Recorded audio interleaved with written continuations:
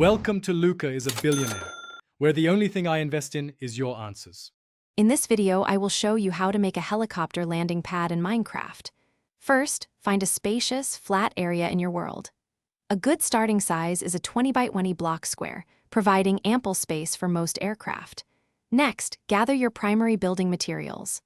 Concrete, wool, or even obsidian are excellent choices for the main pad, offering durability and a clean look. Think about the overall aesthetic you want to achieve before you begin placing your... Now, let's add some crucial details to your helipad. A prominent H marking in the center is essential for visibility.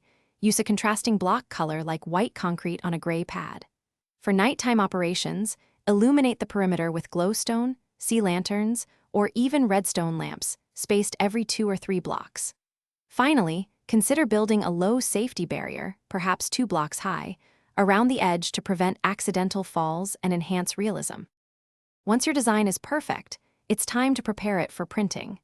Download your sticker as a PNG file, making sure to select the transparent background option. For crisp, clear prints, always check that your design resolution is at least 300 dpi.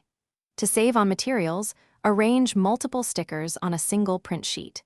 If your design extends to the very edge, consider adding a 1/8 inch bleed to prevent white edges after cutting.